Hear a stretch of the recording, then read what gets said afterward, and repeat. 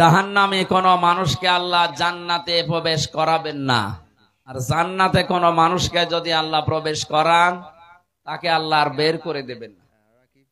কি কথা বলেন না কেন? হযরত ইদ্রিস আলাইহিস সালামের জীবনী পড়েছিলাম। বাঁদরের নবী ছিলেন আল্লাহ। হযরত আজরাইল আলাইহিস সালাম একবার এসেছিলেন, ডাক দিয়ে বলে আল্লাহর বান্দা, 2 নম্বরে আপনি আল্লাহর নবী, আপনি সৎ মানুষ, নেককার মানুষ। আল্লাহ রাব্বুল আলামিন ভালো মানুষ, নেককার মানুষ যারা তাদের সাথে সম্পর্ক রাখার জন্য তাকে দিয়েছেন ইয়া আইয়ুহাল্লাযীনা আমানু ইত্তাকুল্লাহা ওয়া কুনু মা'আস সাদিকিন। ওহে যারা ঈমানের দাবি করো, আমাকে ভয় করো, আর দুনিয়ায় যারা সত্যবাদী এই মানুষগুলোর সাথে থাকো। কে বলছেন বলেন তো? নবীদের চাইতে সত্যবাদী দুনিয়াতে কেউ আছে আর? এই জন্য আজরাইল সরাসরি এসে বলছেন, আমি এসেছি আপনার কাছে বন্ধুত্ব করব, আপনার সাথে আমি থাকতে চাই। হযরতে ইদ্রিস নবীও শর্ত দিয়েছিলেন, আমি বন্ধুত্ব করতে রাজি আছি, কিন্তু আমি যার তার সাথে বন্ধুত্ব করি না। তুমি যখন আজরাইল নিজে ফেরেশতা এসেছো, আমি রাজি আছি। প্রথম শব্দ, আমি যার তার সাথে বন্ধুত্ব করি না। কেন? কারণ পৃথিবীর প্রতিটি জিনিসের প্রভাব আর একটা জায়গায় পড়ে। আপনি পচা পানি যদি এক জায়গায় রেখে দেন, ওখান থেকে আর কিছু না হোক দুর্গন্ধ আসবে। এই কথা বলেন। আপনি বন্ধুত্ব করার জন্য আসলেন, আপনার প্রভাব তো আমার উপরে আসবে। সব চাইতে বড় বিষয় দুনিয়াতে আলমার ও মান আহাব্বা, যার সাথে বন্ধুত্ব হবে কিয়ামতের দিন আল্লাহ তার সাথে তাকে তুলবে। আমি আপনার সাথে বন্ধুত্ব করতে চাই যেহেতু ফেরেশতা, আপনি নিজে আজরাইল এসেছেন, আমার কয়েকটা শর্ত আছে। 1 নম্বরে, আমি এখনই মরতে চাই। মরণের যন্ত্রণা যে শুনি, ওয়াজাআতে সাকরাতুল মাউতি বিল হক। এই পৃথিবীর সব কিছু উলট পালট হতে পারে, মিথ্যা হতে পারে, প্রতারণা হতে পারে, মরণের যন্ত্রণা হক, এটা সত্য। কেউ রেহাই পায়নি এখান থেকে। আমাদের নবী মুহাম্মদুর রাসূলুল্লাহ পর্যন্ত রেহাই পায়নি। তিনি ঘেমে যাচ্ছিলেন বারবার। এই পৃথিবীতে মাত্র একজন মানুষের জীবন কবজ করার জন্য আজরাইল খুব সতর্ক ছিল। হাদিস পড়েছি, নবীজির কাছে যখন এসে বলেছে, হে রাসূল, আপনি যদি যেতে চান তাহলে আপনাকে নিয়ে যাব, যদি যেতে না চান, যতদিন থাকতে চান আপনি থাকতে পারবেন। বিশ্বনবী বলেছিলেন, যদি থাকতে চাই কতদিন থাকা যাবে? ফেরেশতা বলেছেন, আপনি যতদিন ইচ্ছা করবেন এই দুনিয়ায় থাকতে পারবেন। যখন মনে করবেন না আমি আর থাকতে চাই না, আমি নিজে এসে আপনাকে নিয়ে যাব। বিশ্বনবী ওই সময় বলেছিলেন, আজরাইল যদি না থাকতে চাইতে কতদিন? যতদিন ইচ্ছা, তারপরে যাওয়া লাগবে। ইচ্ছা করেন যতদিন, কিয়ামত পর্যন্ত যদি বাঁচতে চান আপনাকে আল্লাহ হায়াত বাড়িয়ে দেবে, আপনাকে মরা লাগবে। এইটাই ফাইনাল, যে মরা লাগবে। কুল্লু নাফসিন যায়িকাতুল মাউত, যাকে আল্লাহ বানিয়েছে তাকে মরণ দেবে, সে যেই হোক। নবীজি বললেন, আজরাইল যাওয়ায় যখন লাগবে দেরি করার দরকার নেই, আমারে নিয়ে চলো আমার সব চাইতে বড় বন্ধু আল্লাহ রাব্বুল আলামিনের কাছে। উনি শুধু হাতটা রেখেছিলেন। হযরতে আজরাইল ডাক দিয়ে বলে, হে রাসূল, আপনি কষ্ট পেয়েছেন? নবীজি বললেন, হাত সরাও। কেন? মনে হচ্ছে উহুদ পাহাড় আমার বুকের উপরে রাখলে। ফেরেশতা বলে, হে রাসূল, আজ পর্যন্ত আমি যত জীবন কবজ করেছি, এত আসানে, এত আস্তে, এত আরামে কারো জান কবজ করিনি। আমি জানি আল্লাহর পরে আপনার স্থান, এজন্য শুধু আমি হাতটা রেখেছিলাম। নবীজি বলেন, আজরাইল, এইটা যদি তোমার হাত রাখা হয় তো তোমার শাস্তি কোনটা? এখনো শুরু করিনি। বিশ্ব নবী ওদিন কান্নাকাটি করে বলেছিলেন, আজরাইল, মৃত্যুর যত কষ্ট আছে তুমি আমারে দিয়ে দাও। আমার পরে আমার যত উম্মত এই দুনিয়ায় আসবে তারা এমনিতেই দুর্বল, মরণের যন্ত্রণা তাদেরকে দিও না। হযরতে আজরাইল ওদিন বলেছিলেন, হ্যাঁ, আপনার এই কথা আমি রাখতে পারি। কোরআনে কারিমে আল্লাহ 6666টি আয়াত আপনার উপরে নাজিল করেছেন। এর ভেতরে একটা আয়াত আছে, আয়াতুল কুরসি বলা হয়, সূরা বাকারার 255 নম্বর আয়াত। এটা যদি কেউ 5 ওয়াক্ত ফরজ নামাজের পরে তেলাওয়াত করে, এখানে আল্লাহর 10টা ক্ষমতার কথা আছে। কয়টা বলেন বলেন? এটা ক্লাস চলছে, ছাত্রের মতো জবাব দেবেন। 1 2 3 4 যারা পড়ে দেখেন না কেমন জবাব দেয়, বুঝলেও দেয়, না বুঝলেও চিল্লায়। আপনারা ওইভাবে জবাব দেবেন। গ্রাম অঞ্চল তো, এই জন্য সেমিনার হলে আমরা এভাবে কথা বলতাম। সব সময় না দিয়ে 8-10 মিনিট পরে পরে একটু বন্ধ করুন। এমনি জ্বর তো, মানে কাশি হচ্ছে, বন্ধ করে দিয়ে এরপরে আবার 1 2 3 4 না না না রাকিব রাকিব এই কোলে সরিয়ে। আপনি কি পৃথিবীতে নতুন নাকি সৌদি আরবে নতুন? অত না, একেবারে যে আমি কেন কথা বলছি তোমরা বুঝো না। আরে যারা বুঝবে তারা ঠিকই বুঝবে। আমি ভিডিওর মধ্যে এই সাউন্ডগুলো দিব, যে কথা বলতেছি না, রিভাব আরো বেশি, সাউন্ডগুলো ভিডিওতে বসা দিলে আমার কণ্ঠ সমস্যা তো আসবে না। কালকে মাহফিল ছিল চুয়াডাঙ্গা জীবননগর, শ্বশুর বাড়ি, একেবারে শ্বশুরের গ্রাম। এর চাইতে মনে হয় 10 ডবল মানুষ হবে। শাশুড়ি দেখে পাগল হয়ে গেছে, জামাই ধরে রেখেছে। আবার সকালে এই খাবার মাবার খাওয়ানোর কারণে আমার দেরি হয়ে গেছে। এই যে জার্নি, শরীর আর কভার করছে না। জেলখানায় যে কি খাওয়াইলো, ও পালিয়েও গেল, আমারে খাওয়িয়েও গেল। তো পালিয়েই যাবে, আর 3 বছর আগে যেতে পারল, কারণ আমার এই জেল খাটা লাগে না। কি খাওয়িয়েছে জেলখানায় আল্লাহ জানে। আমি এত চেষ্টা করছি স্বাভাবিক হওয়ার জন্য, কিন্তু না, শরীর পড়ে যাচ্ছে। মনে হয় কিছু খাওয়িয়েছে। ওরা যারে বিদায় করে দিতে যায় তারে আস্তে আস্তে সোলো পয়জন এগুলো দিয়ে দিয়ে মেরে ফেলে। কোরআনের পাখি দেলাওয়ার হোসাইন সাইদি রহমতুল্লাহ আলাইহি, ওনারে সারা জীবন বিভিন্ন রকমের উল্টাপাল্টা জিনিস দিয়ে, সারা জীবন দেখতাম জেলের ভেতরে দুর্বল, শক্ত মানুষ, দুর্বল করে ফেলেছি। এরপরে ওনার আবার ডায়াবেটিস, শেষে দেখলেন না ইনজেকশন দিয়ে মেরে ফেলল। অনেকে বলেন না উনি মরে গেছে, কে মরে গেছে? 10 মিনিট ওনার সাথে আমি ছিলাম, এমনি এমনি মরে না। হ্যাঁ, যদিও সারা জীবনে তার দোয়া ছিল, আল্লাহুম্মা ইন্নী আসআলুকা শাহাদাতান ফি সাবিলিক, হে আল্লাহ তুমি যাই করো আমাকে শাহাদতের মরণ দিও। এই কারণে জালেমদের হাতে আল্লাহ তাকে শাহাদতের মরণ দিয়েছে, আর যাকে তাকে আল্লাহ শহীদের মরণ দেয় না, কারণ এটা অনেক দামি জিনিস। শহীদ এ শব্দটা শুনতে ছোট, কিন্তু এত দামি এটা।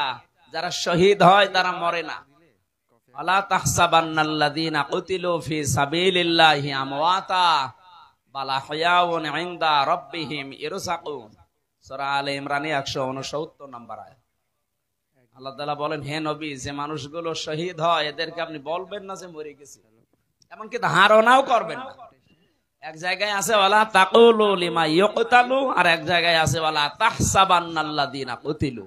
মুখ দিয়ে তো বলবেনও না, অন্তরে ধারণাও করবেন না যে যারা শহীদ হয়েছে এরা মরে গেছে। না, মরে গেছে তো ওই মানুষটা, যে মানুষটা জুলুম, অত্যাচার, নির্যাতনের মাস্টার মাইন্ড ছিল, এরা মরে যায়। কিন্তু শাহাদতের মরণ পেলে মানুষ মরে না, এরা জীবিত থাকে এবং আল্লাহ নিজে তাদেরকে কুদরতের হাতে খাবার খাওয়ায়। সুবহানাল্লাহ বলেন। উনি যদি সত্যিই মারা যেতেন, এই যে আমার পাশে যারা মুরব্বী বসে আছে, এই মানুষগুলোর ঈমান অবশ্যই আছে। কিছু না থাক, আল্লাহ একজন আসে, বিশ্বাস নেই। এখন যদি এই বিশ্বাসের উপরে মরে যায়, কবরে থাকবে, ঘুমিয়ে থাকবে, এতটুকু শেষ। এই কথা বলেন মানে, হ্যাঁ?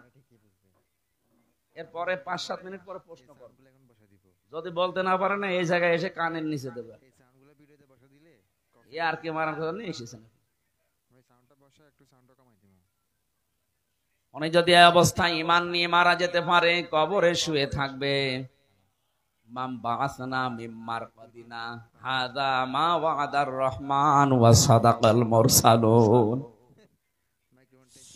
কিয়ামতে যেদিন সিংহায় ফুৎকার দেওয়া হবে, ফাইদা নুফিখা ফিস-সূর, ওই ফুৎকারের সঙ্গে সঙ্গে উনি চোখ মুখ ডলতে ডলতে উঠবে আর ধমক দেবে, আমারে জাগালেন কেন, আমি তো ঘুমিয়েছিলাম। মনে হচ্ছে কেবল 8-10 মিনিট আগে ঘুমিয়েছে, অথচ কোটি কোটি বছর ওর জীবন থেকে আল্লাহ পার করে দিয়েছেন। ঘোষণা দেওয়া হবে, এইটাই সেই রহমানের ওয়াদার দিন, কিয়ামত কায়েম হয়ে গেছে, ওঠো।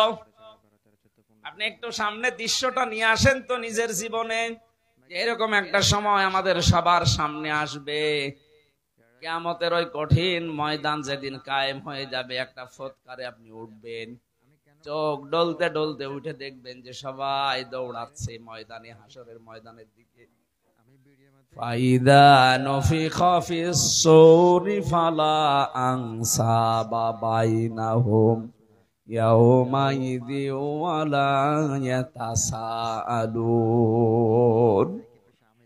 যেদিন ফুৎকারটা দেওয়া হবে, ওই দিনের পর থেকে আল্লাহ পাক কিয়ামত যখন বিচার শুরু করবেন, তখন পর্যন্ত কোনো সম্পর্ক আর থাকবে না।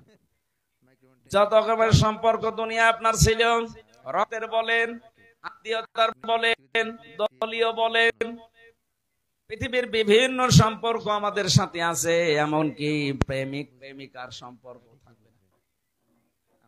অনেকে দেখে মাথায় হাত দিয়ে বলে, আল্লাহর কসম করে বলো যে আমারে ভুলে যাবা না। কিসের ভুলে যাবা না?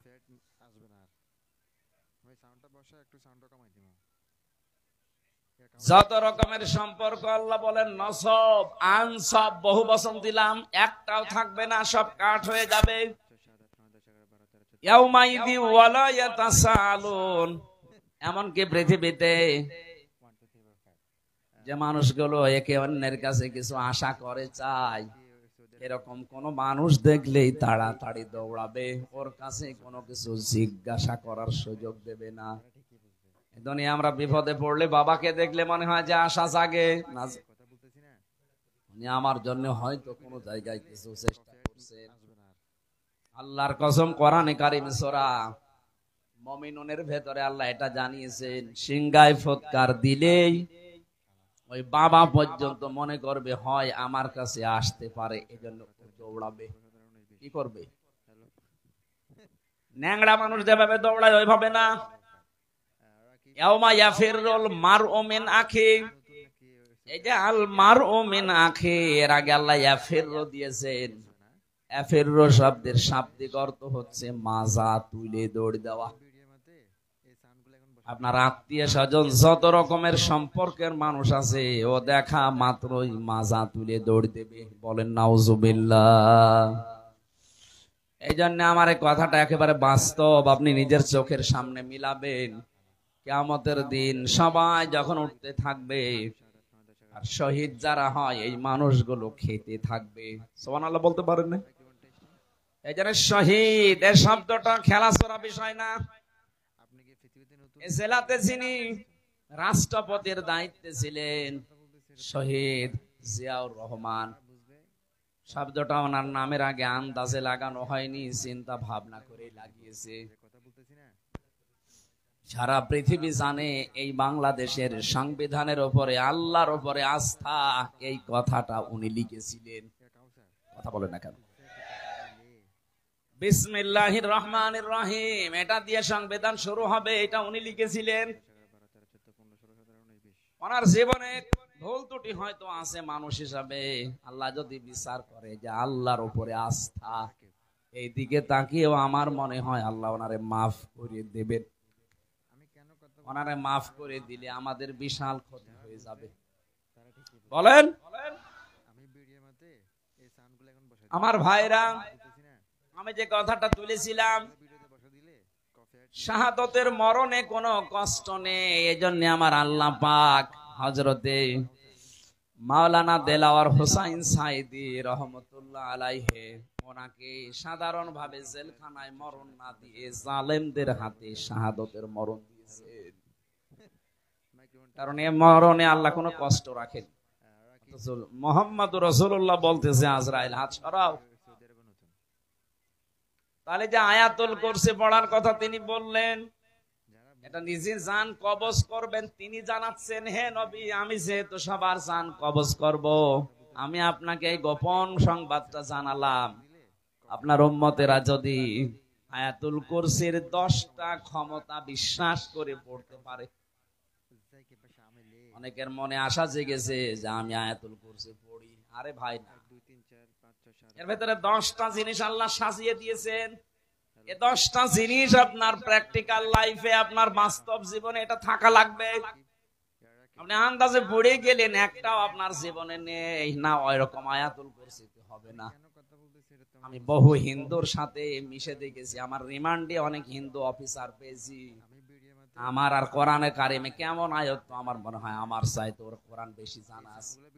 এমন এমন আয়াত রাতের বেলা যখন পাহারা দিত ওই রিমান্ডে, এমন এমন আয়াত এসে পড়তো, কি গো নাম মনে হচ্ছে উল্টা পাল্টা, সুব্রত বালা, দেবদুলাল, মোহন কুমার,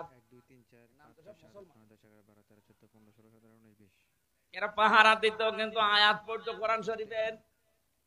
ইয়া আইয়ুহাল্লাযীনা আমানু ইন্না মিন আজওয়াজিকুম ওয়া আওলাদিকুম আদুওয়াল লাকুম ফাহযারুহুম।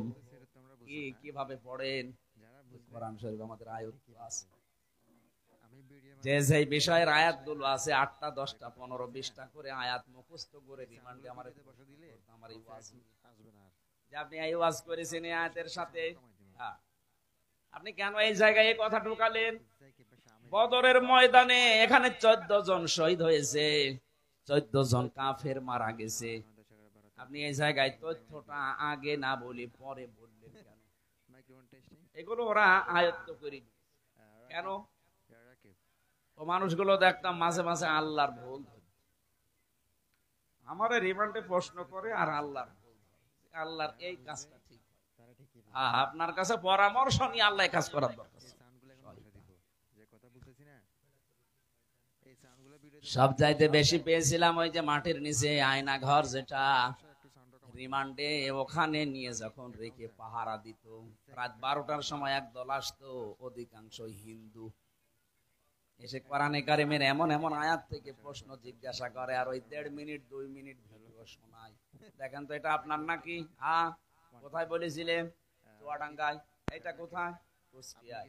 এইটা নাটোরে।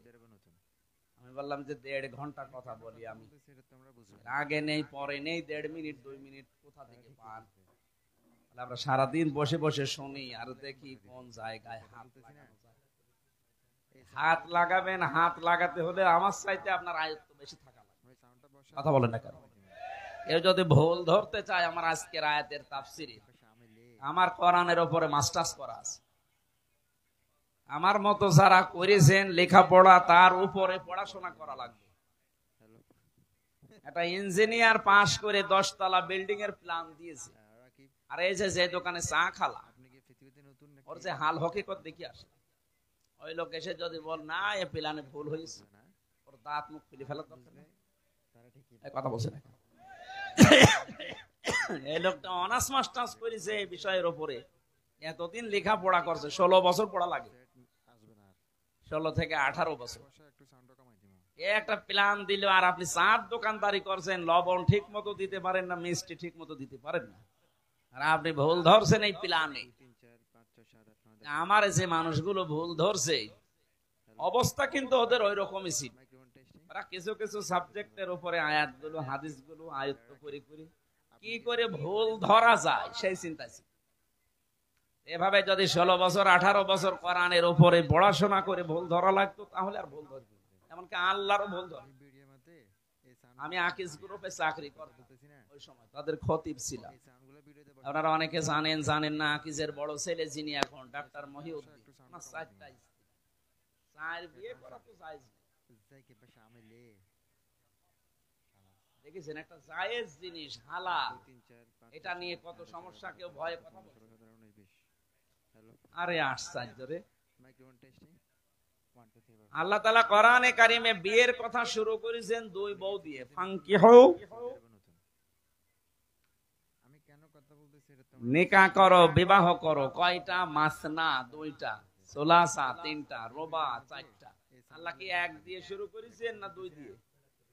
তাহলে বউ দুইটা থাকলেই ভালো। যদিও আমাদের এই দেশের সামাজিক পারিবারিক যে অবস্থা, এটা এ দেশের মানুষ মেনে নেয় না। আমি বিশ্বের বহু মুসলিম দেশে ঘুরেছি, ওই সমস্ত দেশে শরীর চলে না, 3-4 বউ। আমি যে ড্রাইভার নিয়ে যেতাম মদিনায়, ও আমার চাইতে চিকন, ঠেলা দিলে পড়ে যাবে, অথচ 4 বউ গাড়ি চালায়। গাড়ি চালিয়ে আপনার 4 বউ, আর আমি আপনাকে ভাড়া করছি আমার 1 বউ। আপনাদের দেশের ওনার ভাষা দিয়ে আমার বলছিল আপনার দেশে ওই আমাদের এই দেশে এরকম। আমি ওনারে যেই জিজ্ঞাসা করলাম যে ভাই আপনি একটা হিন্দু মানুষ, আপনি ভুল ধরলেন আমার স্যারের যে উনি 4 বিয়ে করেছে। উনি আমারে লজিক দিচ্ছে, একটা পুরুষ মানুষ যদি 4টা বিয়ে করতে পারে, একটা মহিলা কেন 4 বিয়ে করতে পারবে? মহিলা পারবে না কারণ এক মহিলার পেটে যদি 4 জনের বীর্য যায়, সন্তান যদি হয়, আরে বাপ বলে ডাকবে। এটা তো আমি বললাম, আমার জবাব দিচ্ছে আরেকটা। হ্যাঁ, বাপ বলে ডাকার সিস্টেম। সন্তান হবার পরে ডিএনএ টেস্ট, এইভাবে বলছে যে ডিএনএ টেস্ট করে দেখবে যে এটা কোন তার, সেটারে বাবা বলছে। হ্যাঁ, এটা তো যুক্তি ঠিক আছে, কিন্তু এই যে একটা জন্ম দিলে না এক বাবার হয়, 4টা দিলে তো জারজ হয়ে যাবে। কোরআনে কারিমের যে আয়াতগুলো, ওরা আমাদের চাইতে, আমরা তো খালি পড়ছি, এই যে 10টা ক্ষমতার কথা বলছি এমনি না, আমরা পড়ছি ওই মানুষগুলো এই 10টা ক্ষমতা জেনে পড়তো, কিন্তু বিশ্বাস করে না। আল্লাহ যে সব কিছুর উপরে ক্ষমতা রাখে এটাও বিশ্বাস করে না, কিন্তু আল্লাহর ক্ষমতা আছে এটাও পড়ে। আল্লাহু লা ইলাহা ইল্লাহু আল হাইয়ুল কাইয়্যুম, তিনি চিরঞ্জীব, তিনি চিরস্থায়ী। লা তাখুযুহু সিনাতুন ওয়ালা নাওম, তিনি ঘুমান্ত না, ঘুমের ঝিমকিও তার আসে না। এ পর্যন্ত ওরা পড়ে। তো এর ভেতরে 4টা ক্ষমতার কথা অলরেডি চলে গেছে। সুবহানাল্লাহ বলতে পারেন নাই? কয়টা? এই যে পর্যন্ত পড়লাম, এর ভেতরে 4টা ক্ষমতার কথা আল্লাহর চলে গেছে। উনি চিরঞ্জীব, উনি চিরস্থায়ী। আজ কত মানুষের মারা যাওয়ার পরে চিরঞ্জীব লিখে দিচ্ছে, চিরঞ্জীব মুজিব, নাউজুবিল্লাহ। এই শব্দটা দুনিয়ায় কারো নামে লাগানো জায়েজ নেই। উনি কি মুজিবকে আল হাই ছিল, চিরঞ্জীব হয়ে গেছে? একজন শুধু চিরঞ্জীব, যার কোনো মরণ নেই। কে বলেন তো? আরো জোরে বলেন। সুতরাং যারা বিভিন্ন জায়গায় এরকম মূর্তি বানিয়ে, ভাস্কর্য বানিয়ে লিখে দিয়েছেন চিরঞ্জীব মুজিব, এটা কোরআনে আয়াতুল কুরসির সাথে সাংঘর্ষিক। কেউ যদি বিশ্বাস করে লেখেন, আপনার ঈমান চলে গেছে। এরপরে যে একটা একটা করে ক্ষমতার কথা আছে, আমি একটু টাচ দেই। যারা আয়াতুল কুরসি পড়লে আজরাইলের হাত থেকে, কষ্টের হাত থেকে বেঁচে যাবেন, উনি যেহেতু নিজে জানিয়েছে আজরাইল, আপনি এই 10টা ক্ষমতা বিশ্বাস করে আপনার জীবনে মিলাবেন, দেখবেন যে আসলে মেলে কিনা। 1 নম্বরে সব কিছুর উপরে ক্ষমতা কার? আরো জোরে। কিন্তু আমরা অনেকেই বিশ্বাস করি, বগুড়াতেও আছে, ক্ষমতার উৎস এরা বলে জনগণ। না, এটা আয়াতুল কুরসির সাথে যায় না। আপনি যদি এই বিশ্বাস করে থাকেন যে ক্ষমতার উৎস জনগণ, আর আপনি আয়াতুল কুরসি পড়ে, আপনার কথার সাথে আপনার বিশ্বাসের মিল নেই। কথা বললেন না, আজরাইলের এই কষ্টের হাত থেকে আপনি বাঁচতে পারবেন? বলেন বলেন। আরে ভাই, আপনাকে আমি বাঁচাতে চাই। আপনারও কবরে যাওয়া লাগবে, আমারও ওই মরণের সামনে সামনে ওই যন্ত্রণা আসতেছে। এটা তো আমি বানিয়ে বলছি না। সূরা নাহাল 14 নম্বর পারা, 9 নম্বর পৃষ্ঠা, 9 নম্বর লাইনের 32 নম্বর আয়াতের তাফসীর বাড়ি যে মিলাবেন। মরণের বিছানায় যখন আছাড় দিয়ে পড়বেন, আল্লাহ তাআলা বলেন আল্লাযীনা তাতাওয়াফফাহুমুল মালাইকাতু তাজ্জিবিনা ইয়াকুলুনা সালামুন আলাইকুম উদখুলুল জান্নাতা বিমা কুনতুম তা'মালুন। বলেন আল্লাহু আকবার। এখানে আলেম যারা আছে তাদেরকে বলছি, এবার এখানে কয়েকটা গুরুত্বপূর্ণ শব্দ আমি পড়লাম। এক নম্বরে তাজ্জিবিনা। আল্লাহ পাক বলেন হামজা যখন বিছানায় পড়বে আষাঢ় দিয়ে মউতের ওই বিছানায়, ফেরেশতারা আগে আসবে। যদি তোমার জানটা পবিত্র হয়ে থাকে, যে তাজ্জিবিনা, তাজ্জিবিন মানে শুধু এই পোশাক আশাক পবিত্র না, শুধু শরীর পবিত্র না, তাজ্জিবিন মানে চিন্তা চেতনা বিশ্বাস এগুলোর পবিত্রতা না। আপনি পবিত্র হতে হলে আপনার চিন্তা পরিষ্কার করা লাগবে, আপনার ভাবনা, আপনার বিশ্বাস, আপনার আকীদা, আপনার কর্মজীবন, আপনার ব্যবসা বাণিজ্য অর্থনীতি এগুলো পবিত্র করা লাগবে, পরিষ্কার করা লাগবে, সাফ করা লাগবে। অথচ আজ আমরা পোশাকের পবিত্রতার জন্য, শরীরের পবিত্রতার জন্য, সাফ করার জন্য যত ব্যস্ত, আমাদের বিশ্বাস এবং আকীদা পরিষ্কারের জন্য অত ব্যস্ত না। কথা বুঝতেছেন? আমি আস্তে আস্তে ডোজ নিয়ে যাচ্ছি।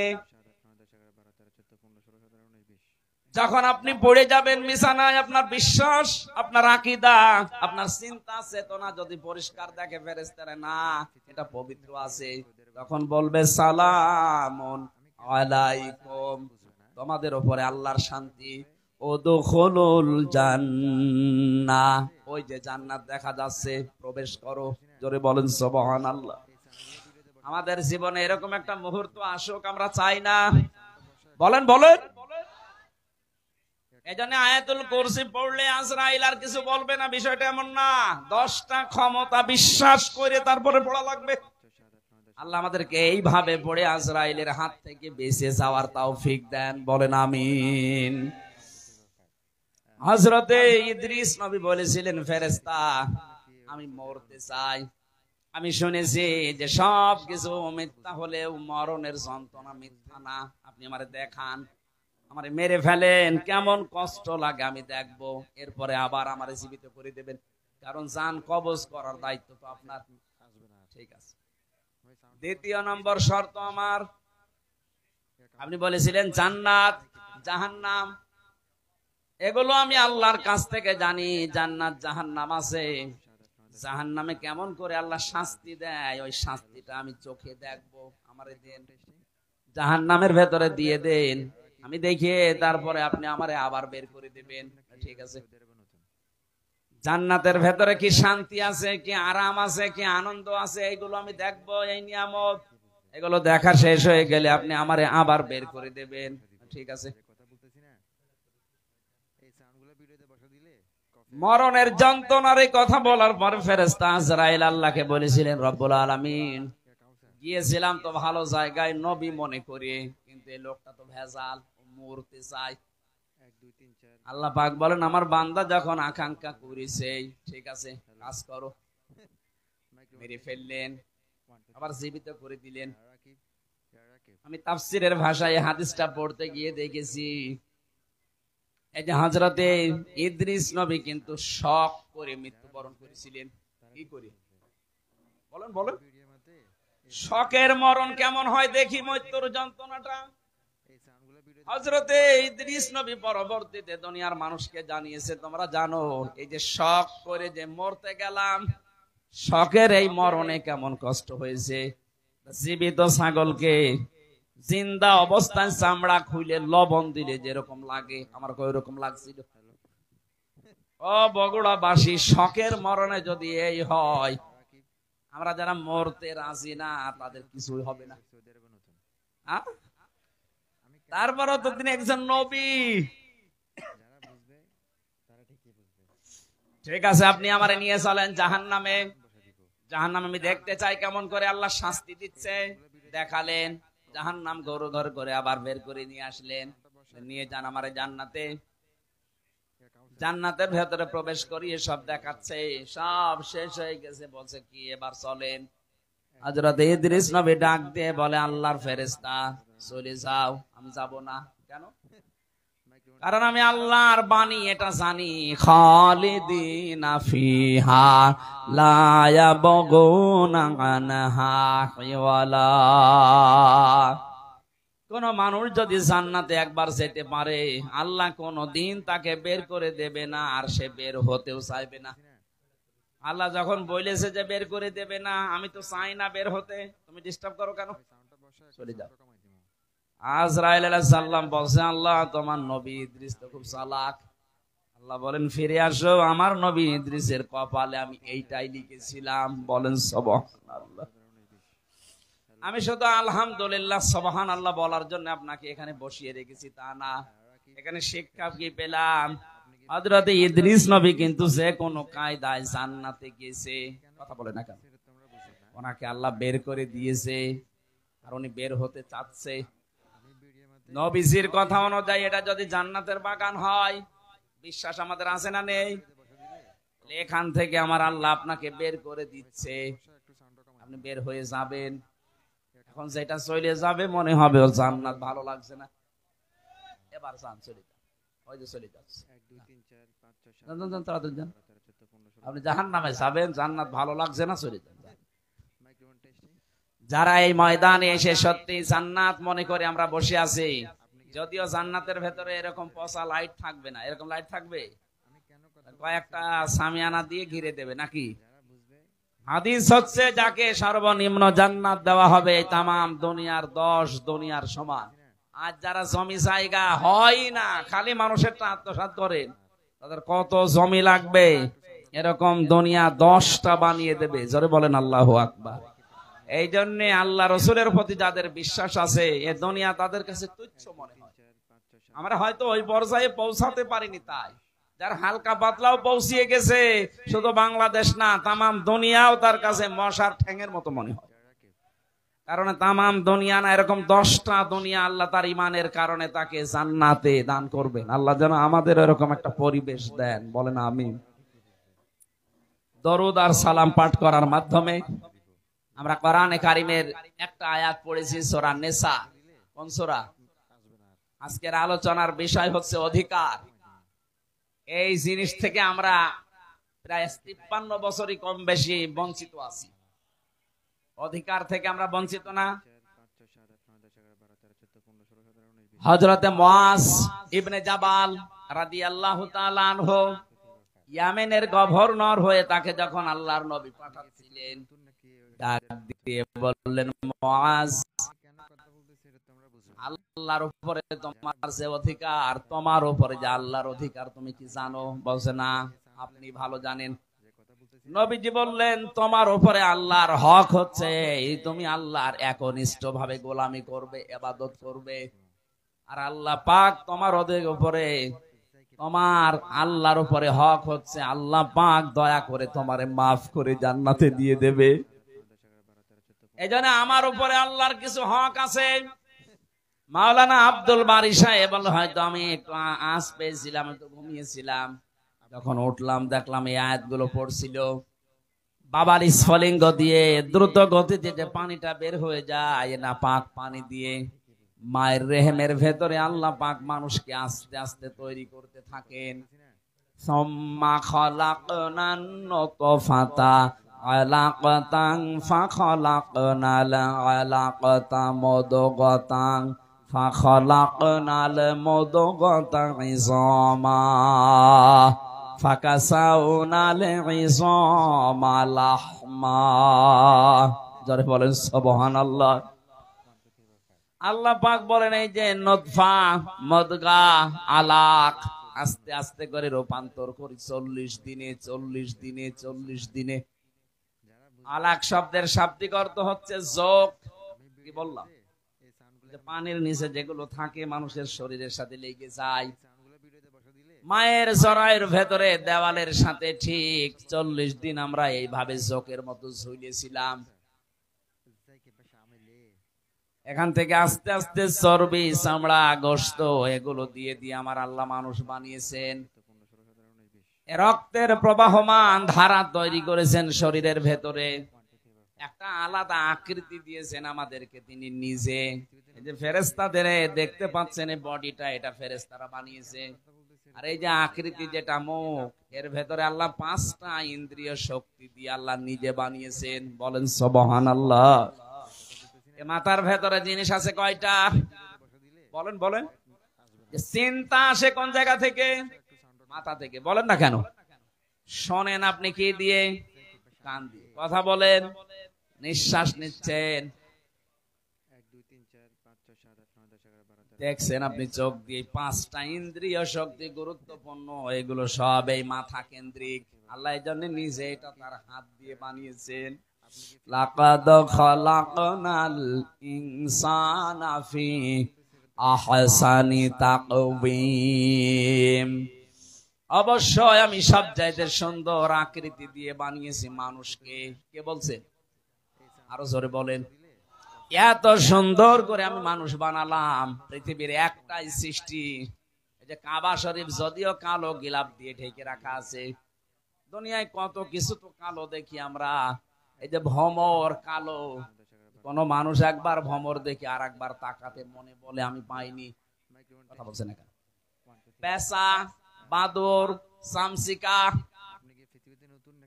এরা নিজেরা তো কালো, আবার কালো জিনিস এরা ভালোবাসে, অন্ধকার। এই জন্য এদের যা চেহারা, এদের একবার দেখলে আর একবার দেখতে মন চায় না।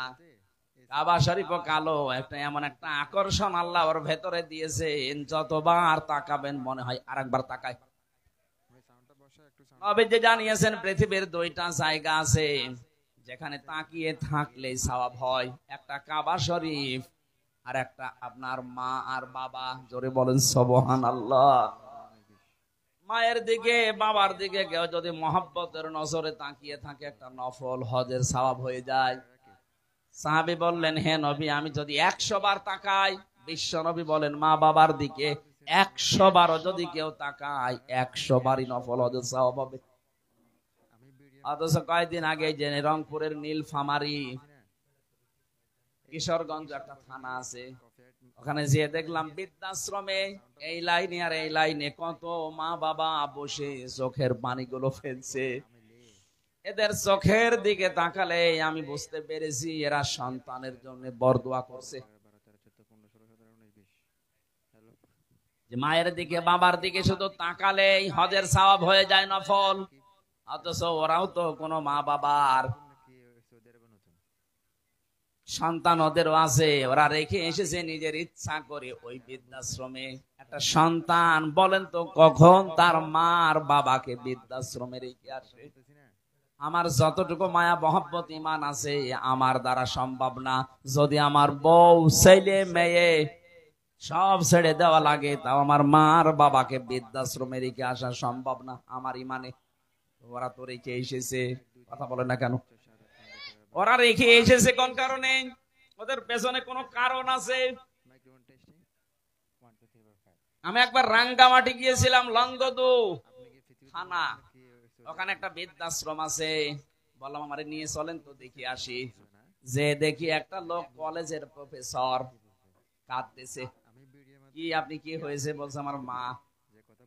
মায়ের কাছে একটু দাঁড়ালাম, দেখি কি বলে। মৃত্যু সজ্জায় ডাক দিয়ে বলছে, ওই আমার সন্তান, আমি যখন মারা যাব আমার মাথার উপর যে ফ্যান ঘুরছে এই ফ্যানটা তুই পাল্টে দিবি, নতুন ফ্যান লাগিয়ে দিবি আমি মরে গেলে। ছেলে কৌতূহল নিয়ে বলছে, মা তুমি তো মরেই যাবে, মরে গেলে আবার ফ্যান কি হবে? মা বলছে দরকার আছে, কারণ তুই আমার সাথে যা করলি আমার মন ডেকে বলছে তোর সন্তানও তোকে এখানে কিছুদিন পরে রেখে যাবে। কথা বলেন না কেন? গতকালকে পেপারে এসেছে ঢাকা বিশ্ববিদ্যালয়ের একজন অধ্যাপক, 2টা ছেলে, একটা মেয়ে, একটা আমেরিকায় থাকে, একটা লন্ডনে থাকে, আর একটা অস্ট্রেলিয়ায় থাকে। 3 জনই প্রতিষ্ঠিত। ওর বউ মারা গেছে। ওই 3 ভাই বোন মিলে সিদ্ধান্ত নিয়ে বাবাকে রেখে গেছে বৃদ্ধাশ্রমে। অথচ তো সে নিজে বলছে আমার ঢাকায় ফ্ল্যাট ছিল 3টা। আমার বড় ছেলে চালাকি করে ফ্ল্যাট গুলো সব লিখে তার নিজের অ্যাকাউন্টে নিয়েছে। আজ আমার যেহেতু কিছু নেই, মেয়েটা আছে অস্ট্রেলিয়ায়, আর ছেলে দুইটা কেউ লন্ডনে কেউ আমেরিকায়। তাদের অভাব নেই, কিন্তু এই মানুষগুলোর পাশে একটা ঘর আমার জন্য হয়নি, যে একটা রুমে আমি থাকবো। যেই কয়টা ছেলে আর মেয়ে এরা আমাকে এদের বোর কারণে শেষ পর্যন্ত এই বৃদ্ধাশ্রমে রেখে গেছে। 3 বছর পরে পরে নাকি একটা চিঠি লিখে বাবার কাছে, অথচ লোকটা ঢাকা বিশ্ববিদ্যালয়ের শিক্ষক ছিল। উনি দেখলাম কথা বলতে বলতে মরে গেল। লোকটা হাও মাও করে কাঁদছে। আমারে বলছো, হুজুর আপনি দাঁড়িয়ে আছেন দেখলেন, আপনি আমার উপরে আবার খারাপ ধারণা করেন না। এই দোষ আমার না, এই দোষ আমার বোর। আমার 2টা ছেলে মেয়ে আছে, তাদের দিকে তাকিয়ে আমার বউকে আমি তালাকও দিতে পারি না। আজ 3 মাস আগে আমি এখানে রেখে গিয়েছিলাম আমার মাকে, তারে নিয়ে বড় ঝামেলায় পড়েছিলাম। বারবার আমার বউ আমার তাকিদ দেয় যে এই বুড়ি যদি থাকে আমি তোমার ভাত আর খাবো না। কি করবো, ছেলে মেয়ের দিকে তাকিয়ে বাধ্য হয়ে মাকে রেখে গিয়েছিলাম এখানে। বাবা আমার ওই ছোটবেলায় মারা গেছে, আমি একটা কলেজের অধ্যাপক, অথচ এখন কি হয়ে গেল দুনিয়া থেকে আমার আর নাম ধরে ডাকার মতো কেউ নেই। বগুড়াবাসী, আমি শুধু আবেগ নিয়ে বলছি তা না, আমি বাস্তবে দেখতে পাচ্ছি। রাঙ্গামাটি লংগদু থানার এই যে মাটা মারা গেল, কলেজের অধ্যাপক, এখানে বহু মানুষ ঠিক তার পরিবারের কাছে ওই রকমই। একটা বাবা 8টা 10টা 16 17 20 22 25টা ছেলে মেয়ে আমি দেখেছি। 25টা ছেলে মেয়েকে বাবা মানুষ করতে পারছে এক হাতে এক কাঁধে তুলে নিয়ে, অথচ 25টা ছেলে মেয়ে মিলেও একটা বাবা আর মাকে খাবার দিতে পারে না। শেষ পর্যন্ত 15 দিন বা 1 মাস করে পালাপালি করে নেয়। বগুড়াতে নেই। সিদ্ধান্ত নেওয়া লাগবে, আমার মা বাবাকে যদি আলাদা করতে কেউ চাই দুনিয়া থেকে, আমি দরকার হয় তারে আলাদা করে দেব। সম্মানিতা মা বোনেরা, আমি নিজে স্বামী, আল্লাহর কসম করে বলছি, আমি সহ যত স্বামী এখানে বসে আছে, কোন স্বামী কিন্তু মন থেকে চাই না যে আমার বিয়ের পরে আমার মা বাবা আলাদা হয়ে যাক। আমি যা খাবো আমার মা বাবা তাই খাক, আমি না খেয়ে থাকলে ওরা না খেয়ে থাক, তারা আমার সাথে থাক। কথা বলে না কেন? এই পরিবেশটা আমরা অনেক জায়গায় দেখছি নষ্ট হয়ে গেছে। বিয়ে করার কিছুদিন পরেই সন্তান আর পেরে ওঠে না, শেষ পর্যন্ত এই মা বাবাকে হয় আলাদা করে দেয়, নাই বৃদ্ধাশ্রমে দিয়ে দেয়। কথা বলেন ঠিক কিনা? এই ছেলেটার পেছনে যে সবচাইতে বেশি ভূমিকা পালন করেছে এটা তার বউ, আর এই বউকে কোট বুদ্ধি দেয় ওখান থেকে এই বউর মা আর ওর বড় বোন, ওখান থেকে খালি ইনজেকশন পাঠায়, ওই কতদিন থাকবে একসাথে, আলাদা হয়ে যা, আরামে খেতে পারবি। আমি কি বেশি বলে ফেললাম?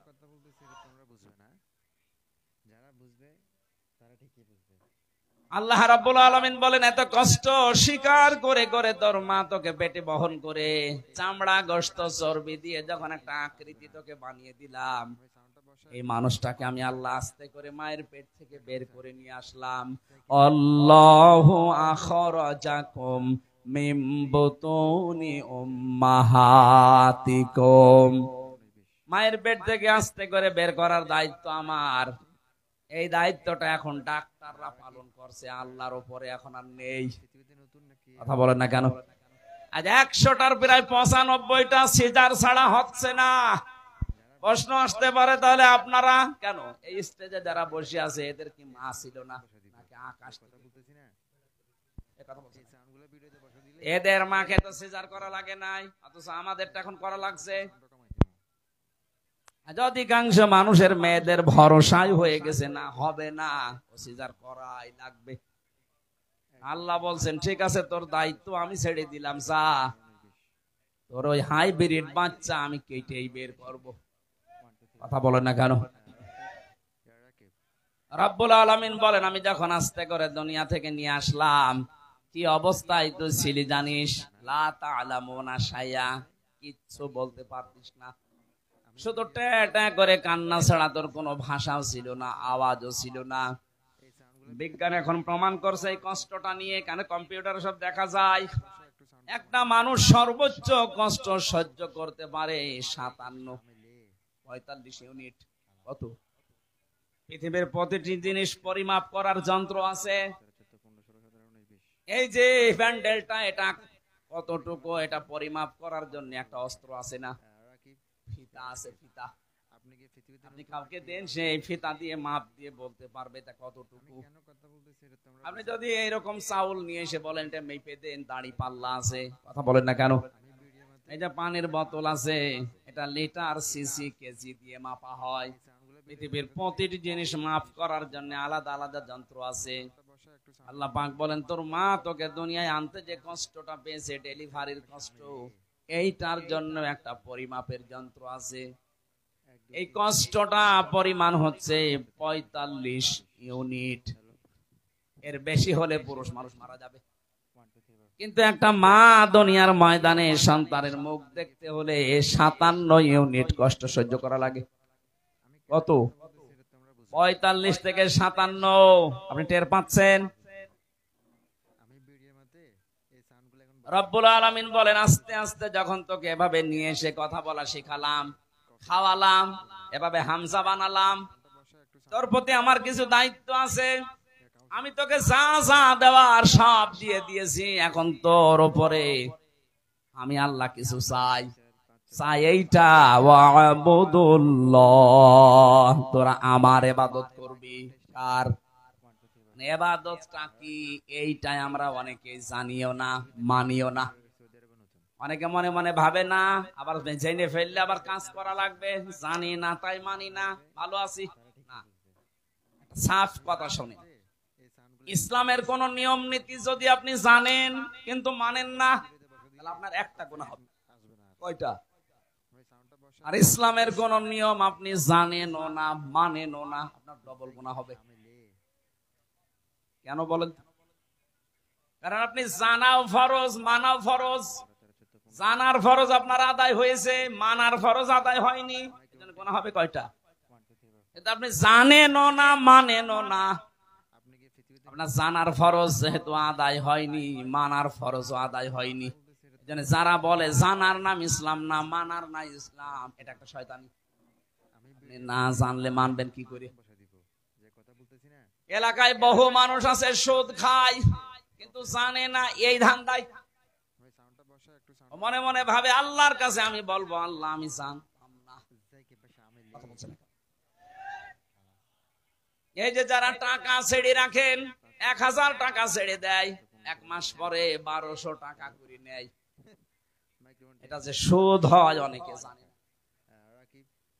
না। আপনি বলবেন যে আমি জানি, এই যতদিন বলবেন যে আমি জানতাম না ততদিন আপনার অসুবিধা নেই, কিন্তু যেই বলবেন আমি জানতাম, তুমি জেনে করলেন কেন? এই ধারণা আমাদের ছিল যে জানতাম না তাই আল্লাহকে বলবো আমি জানি না তাই মানি না। না, আপনার গুনাহ হবে ডবল। আপনি জানেন না কেন? আমি কি জেনে এসেছি? আমার জানা লেগেছে। এই কথা বলছেন না কেন? এই এলাকায় হয়তো এই গুনাহ এখনো আরম্ভ হয়নি। এই যে টাকা ছেড়ে রাখে টাকা আসে, কিন্তু অনেক জেলায় এটা আছে। এই এলাকায় যারা এই কাজ করছেন, টাকা ছেড়ে রাখেন আর টাকা আসে, এটা প্রকাশ্য সুদ। মায়ের সাথে জেনা করার মতো গুনাহ করছেন আপনি। এটা ছেড়ে দেওয়া লাগবে। কারা কারা এই গুনাহ ছেড়ে দেবেন? হাত তোলেন তো। এই এলাকায় তো চলছে 180 মাইল বেগে। ঠিক আছে, আপনারা এই এলাকায় তো প্রায় সবই মায়ের সাথে জেনা করছেন। না খাইয়ে থাকেন, না খেয়ে মরে যান, তারপরে জাহান্নামে যাওয়া লাগবে না। কিন্তু মায়ের সাথে জেনা করে গেলে জাহান্নামে শুধু না, ইদাফ লাহুল আযাব ইয়াউমাল কিয়ামা, জেনাকারীদের শাস্তি ডবল হবে। কয়টা বলেন?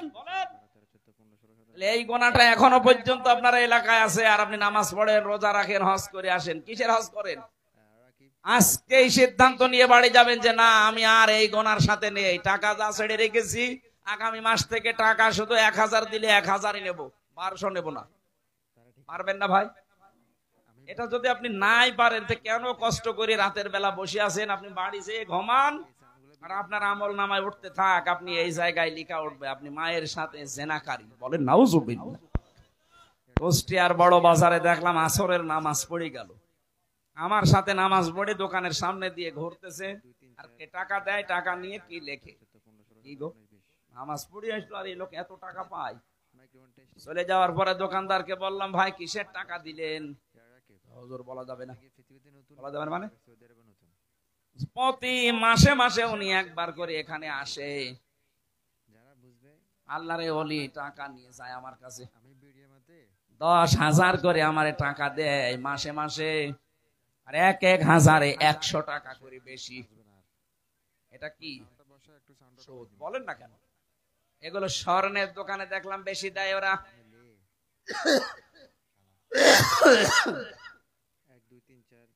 অনেকে চালাকি করে মনে করে গোনা যদি হয় টাকা এমন কায়দায় নামে নামে ছেড়ে দেবো যেন আমার নামে গোনা লিখা না হয়।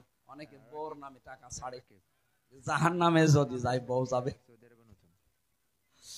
না ভাই, চালাকি করবেন না। আমি বলছি আপনি জানতেন না তাই মানতেন না, এ কথার কোনো ভিত্তি নেই। জানেন না কেন? এটা আপনার অপরাধ। এটা কি বলেন বলেন?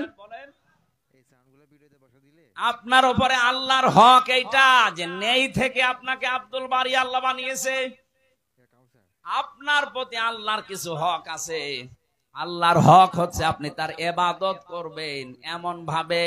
ইবাদত মানে শুধু নামাজ পড়বেন, রোজা রাখবেন আর কালো বোরকা পরবেন না। এই যে কথা বলছি, এই কথাটাও ইবাদত। এই কথা বলেন না কেন? যে মানুষের সাথে দেখা হলে হাসি মুখে কথা বলা, এটাও কি? বলেন বলেন। সালাম দেয় যারা 90টা নেকি পায়, তারা প্রথমে জবাব দেয় যারা, এই মানুষটা নেকি পাবে 10টা। এবার আমার প্রশ্ন, সালাম দেওয়া সুন্নাত আর জবাব দেওয়া ওয়াজিব, ওয়াজিবের দাম বেশি না সুন্নাতের? এই জায়গাটা পুরা উল্টানো। কোরআনে কারিমে জানিয়েছে, সূরা নূরের ভেতরে আছে 61 নম্বর আয়াতে, ঘরে প্রবেশ করতে হলেও তোমাকে সালাম দিয়ে ঢোকা লাগবে। তাহলে ওই ঘরের ভেতরে আল্লাহর পক্ষ থেকে একটা বরকত আল্লাহ নিয়ে নেবেন। বলেন সুবহানাল্লাহ। এখানে বহু আল্লাহ ভক্ত মানুষ, নামাজ রোজা করা মানুষ, কিন্তু এইটার বেলায় দেখা যায় লজ্জা পায়, বাড়িতে ঢোকার আগে স্ত্রীকে ছেলে মেয়েকে সালাম দিতে চায় না। এরকম মানুষ নেই? সমস্যা আছে কিছু কিছু। আজকে যদি বাড়ি যে সালাম দেন, বলবে কি গো তোমারে কোন ভূতে ধরে দিছে? কালকে যে যৌতুকের টাকার জন্য আমারে গালিগালাজ করে পিটাইলে, আজকে সালাম দিচ্ছ মানে আজ কোন নতুন ধান্দা আছে? যে যা মনে করে করুক, আজকে থেকে আপনি ইসলামের এই কাজটা শুরু করেন। নবীজি জানিয়েছেন, যদি 25 বার করে দিনের ভেতরে সন্তানকে, স্ত্রীকে, পরিচিত মানুষ অপরিচিত মানুষ যদি সালাম দিতে পারেন 25 বার, কয়বার? সারাদিন 24 ঘন্টার ভেতরে যদি 25 বার সালামের প্রচলন আরম্ভ করতে পারেন, আপনি শাহাদতের মরণ পাবেন। আরো জোরে বলেন সুবহানাল্লাহ। বগুড়াবাসী, এই জন্য ইবাদত মানে ওই শুধু নামাজ পড়া রোজা রাখা না। আপনি কথা থেকে শুরু করে একেবারে সংসদ চালাবেন কি করে, সবটাই ইবাদত। বলেন বলেন। আমি এবার আলেমদেরকে বলছি, এই আপনারা এটা ভালো করে শুনুন। 2 নম্বরে আয়াতে ছিল, ওয়ালা তুশরিকু বিহি শাইআ, তোমরা আল্লাহর সাথে শিরিক করবা না। কি করবা না? শিরিক কি? আল্লাহ যেটা পারে ওইটা অন্য কেউ পারে, এই বিশ্বাস করার নাম শিরিক। আর এই শিরিক যারা করে তারা মুশরিক। এ পর্যন্ত বুঝেছেন কিনা বলেন? আমি ক্লাস নিচ্ছি না, এটা ক্লাস চলছে। আল্লাহর সাথে যারা শিরিক করেন, আল্লাহ বলেন আমি যেটা পারি ওইটা অন্য কেউ পারে। ছেলে মেয়ে দিতে পারে কে? এটা কোন পীর সাহেব পারে, কোন কবরে শুয়ে আছে এই লোক পারে, এই বিশ্বাস অনেকে মহিলা করে না। বলেন বলেন। এই যে মহাস্থান গড়ে যে কত মানুষ সন্তান চাচ্ছে, ওই গাছের সাথে দেখবেন বড় বড় ঢেলা ঝুলিয়ে রেখেছে, পাথর ইট। কি গো, এখানে পাথর ঝুলিয়ে রাখবেন। এগুলো সব চাইতে বাগের হাটে ওই খান জাহানের দরবারে বেশি বড় বড় পাথর ঝুলিয়ে রাখে। ওকে কেন কে বুদ্ধি দিয়েছে? ওই পাথর যখন ঝুলবে, পেটের ভেতরে সন্তান এসে দোল খাবে। দৌলে সে বিশ্বাস করে করুক আর অবিশ্বাস করুক, কারো কাছে শুনে জেনেই করছে। যেন আমি এক কথাই বলছি, এটা রেকর্ড হচ্ছে। আল্লাহ যেটা পারে ওইটা অন্য কেউ পারে, এই বিশ্বাস করার নাম শিরিক। আর শিরিক যারা করে তারা আরো জোরে বলেন মুশরিক হয়ে যাবেন। এই যে সূরা নিসার আয়াত পড়লাম, এর ভেতরে 5টা আয়াত আনকমন আছে। নবীজি বলেন এই 5টা আয়াত পেয়ে আমি এত খুশি হয়েছি, তামাম দুনিয়া দিয়ে দিলেও আমি এত খুশি হতাম না। তার ভেতরে এইটা, ইন্নাল্লাহা লা ইয়াগফিরু আইয়ুশরাকা বিহি ওয়া ইয়াগফিরু মা দুনা যালিকা লিমান ইয়াশা। এ পৃথিবীর সব গুনাহ আল্লাহ ইচ্ছা করলে মাফ করে দিতে পারেন, কিন্তু শিরিক করলে তার মাফ নেই। কে বলছেন? আরো জোরে বলেন। এবার আসেন আমি একটা একটা করে দিচ্ছি। সন্তানের ক্ষেত্রে বুঝলাম আল্লাহ বাদে কারো এখানে হাত। আরো জোরে। ক্ষমতায় দিতে পারে আল্লাহ ছাড়া অন্য কেউ, কিন্তু যারা বলে জনগণ তাদের ঈমান আছে, ঈমান আছে কিন্তু শিরকপূর্ণ ঈমান। আর শিরকপূর্ণ ঈমান থাকলে আল্লাহ তাকে মাফ। বগুড়াবাসী সত্যি করে বলছে, আল্লাহর কসম আপনাকে আমি ভালোবাসি, আপনি ভুল পথে আছেন। এই দেশে যারা এই বিশ্বাস করে না তারা বিপদে ছিল এতদিন। যারা বলতো না ক্ষমতার উৎস আল্লাহ, তাদের নিবন্ধনও বাতিল করে দিয়েছিল, তাদের নিষিদ্ধ করেছিল। এক কথা বলছে না কেন? যারা বলতো না ক্ষমতার উৎস জনগণ, তারা ঠিক ছিল। আর ভাই আপনি তো জাহান্নামে যাচ্ছিলেন। এদেরকে ব্যান্ড করার পরও এরা মানে নাই, বলছে না ক্ষমতার উৎস জনগণ, মানি না তো মানি না। আল্লাহ ঠিক যেন 5 দিন পরে তাদের পোড়াটা উল্টিয়ে দিয়েছেন। কারণ ওই জালেমরা হাত দিয়েছে জামাত ইসলামের গায়ে না, ওরা হাত দিয়েছে সরাসরি একেবারে আল্লাহর গায়ে। আল্লাহু আকবার, আল্লাহু।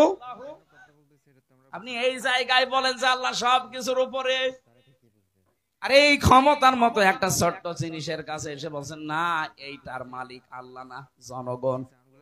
যাদের এরকম বিশ্বাসে অপবিত্রতা আছে, আপনি পাল্টিয়ে যাবেন আজকে। এর জন্য যদি দল ত্যাগ করা লাগে ওইরকম দল ত্যাগ করবেন না। এবার আওয়াজ বেশি হয়নি আমি জানি, আর এটা বগুড়ায় হবেও না। কথা বলছে না কেন? যেই দলের বিশ্বাসে এই শিরিক আছে, ক্ষমতার উৎস জনগণ, ওইটার মুখে ঝাঁটা মেরে চলে আসা লাগবে। ও দল যদি আমার বাবাও তৈরি করে, ও দলে আমি নেই, কারণ আমার বাবা জাহান্নামে গেলে আমি তার সাথে যেতে পারি না। কথা বলেন, আগে বাবার সাথে যাবেন। এবার একটা নতুন তথ্য বলছে, এখানে আলেম চলে গেছে নাকি? এবার ভালো করে শুনবেন। আল্লাহ রাব্বুল আলামিন বলেন, ওয়ামান দাখালাহু কানা আমিনা।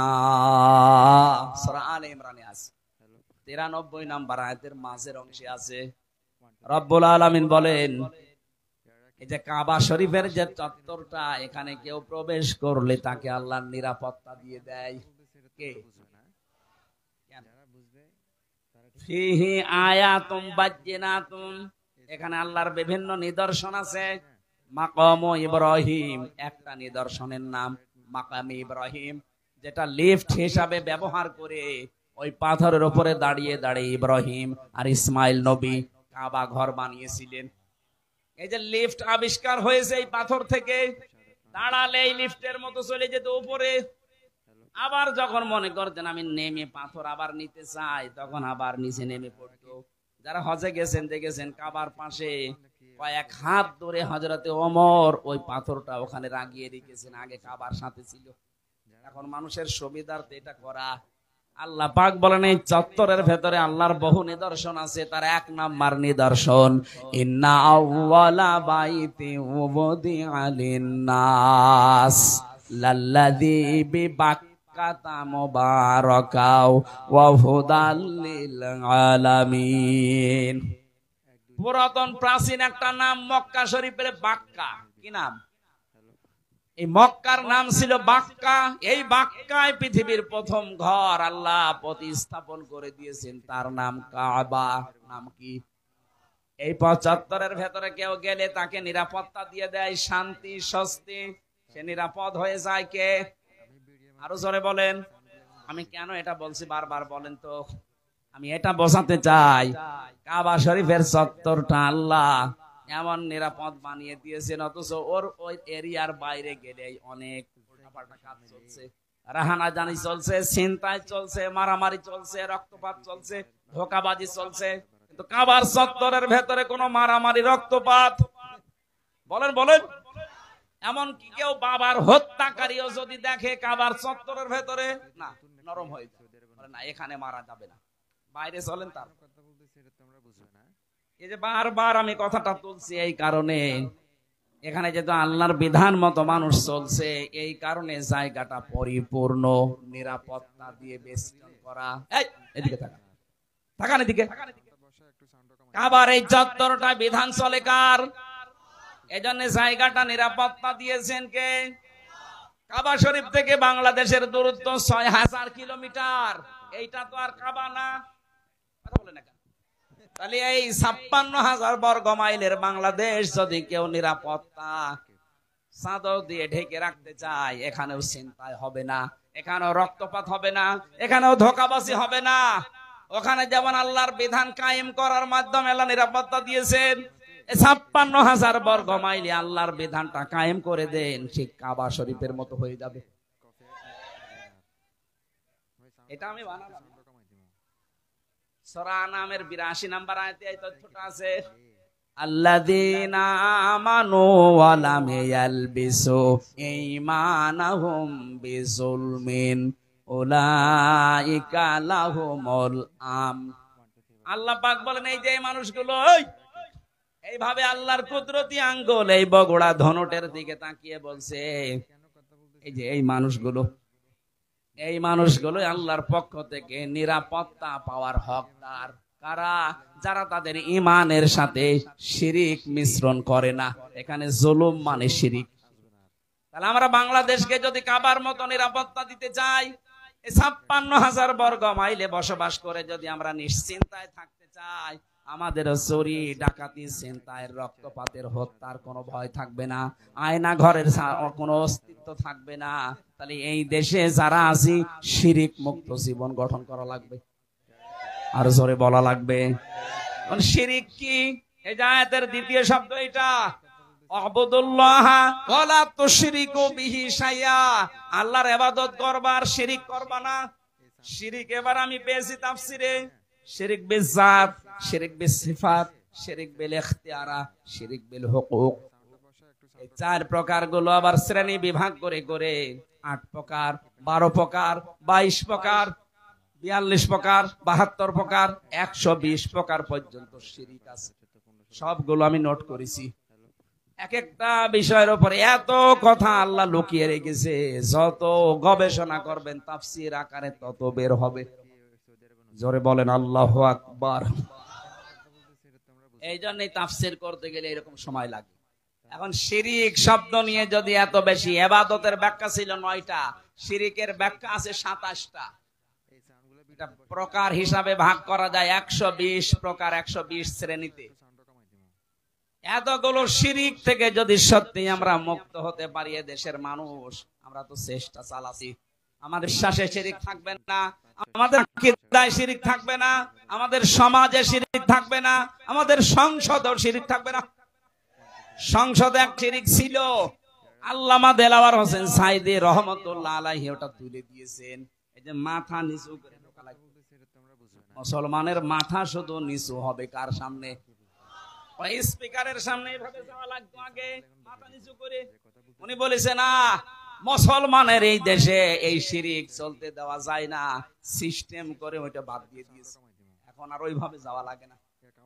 15.5 বছরের দিকে তাকান, এই দেশটা যেন মানুষ মুশরিক হয়ে যায় ওই দাদা বাবুদের মতো। ওরা সর্বাত্মক চেষ্টা চালাচ্ছিল। কোথাকার কোন বাবার ছবি বিভিন্ন প্রতিষ্ঠানে টাঙিয়ে টাঙিয়ে সম্মানের জায়গায় রেখে দিয়েছে। ছেলে মেয়েরা এইভাবে করে করে পূজা করতে। একটা জাতিকে মুশরিক বানাতে পারলে তাকে অনিয়ন্ত্রিত করে ফেলা যায়। আজকে ভারত বাংলার বিভিন্ন পাহাড় অঞ্চলগুলো অস্থিতিশীল করে রাখতে চায়, ওদের একটা গোপন ষড়যন্ত্র আছে। আজকে একটা ভিডিও বাংলার বিভিন্ন প্রান্তগুলো, বিশেষ করে চট্টগ্রামের পার্বত্য অঞ্চল, এগুলো মাঝে মাঝে যুদ্ধ লাগিয়ে রাখে, মাঝে মাঝে অশান্তি তৈরি করে রাখে, অস্থিতিশীল করে রাখে। কারণ ওদের একটা উদ্দেশ্য আছে, ওরা নাকি ওটা ভাগ করে ম্যাপ তৈরি করে মায়ানমারের কিছু অংশ আর চট্টগ্রামের কিছু অংশ কয়েকটা জেলা নিয়ে আলাদা একটা খ্রিস্টান রাষ্ট্রের ঘোষণা দেবে। এই দুর্বিসন্ধি চলছে। আমি এটা এত মানুষের সামনে বলা ঠিক না, এটা গোপন বিষয়। এগুলো চালাচ্ছে আমেরিকা এবং ইহুদি ছাড়া।